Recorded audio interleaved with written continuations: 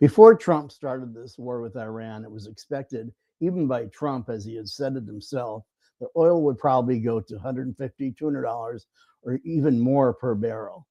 If oil had already hit $150 a barrel, global markets would probably be in full panic right now.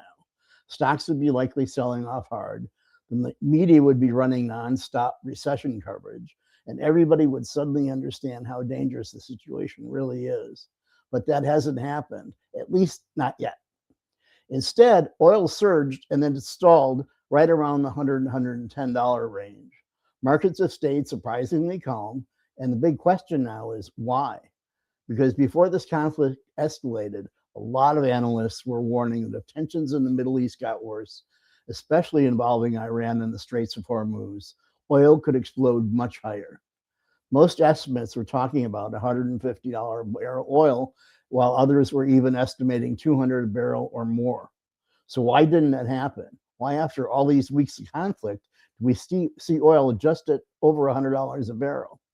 Well, the answer is that the markets are pricing in a crisis that gets solved, not one that spirals out of control. And that's the key. Right now, investors still believe the situation is temporary. They believe shipping through the Straits of Hormuz will continue and eventually stabilize, and they believe global oil supplies will keep moving. They believe governments and central banks still have enough tools to prevent a full-scale energy shock. And most importantly, they still believe that this does not become a full regional war. That belief is why the markets are calm. But there's another side to this story, because while the markets are calm, the underlying stress in the system is still building. Europe is already starting to show signs of strain. Fuel concerns are rising. Airlines are warning about higher jet fuel costs and possible disruptions this summer. Tourism operators are starting to talk about a difficult summer if fuel prices continue rising. Supply chain concerns are starting to appear again, and food inflation fears are beginning to return. Those are not signs of stable food prices. Those are early warning signs.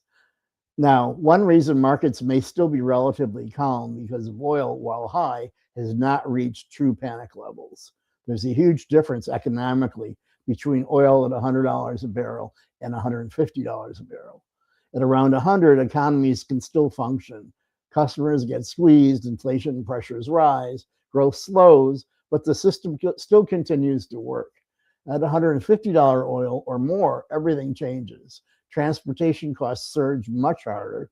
Airlines start cutting routes. Shipping costs spike aggressively. Food prices rise much faster, and inflation expectations move higher. And suddenly markets start realizing this may not be temporary anymore. That's when recession fears begin accelerating very quickly. And that's why the current situation really matters so much. Because markets today are still assuming things calm down before we reach that point. But here's the big question. What happens if they don't? What happens if hostilities restart in a bigger way? Trump just turned down the Iranian proposal. What happens if shipping through the Hormuz gets disrupted again? What happens if energy infrastructure becomes targeted in Saudi Arabia or Qatar, as it already has been in the UAE? That's the scenario markets are not fully pricing in right now.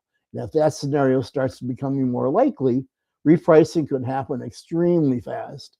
And all markets are forward-looking. They don't wait for the damage to appear. They react once they believe the future is changing.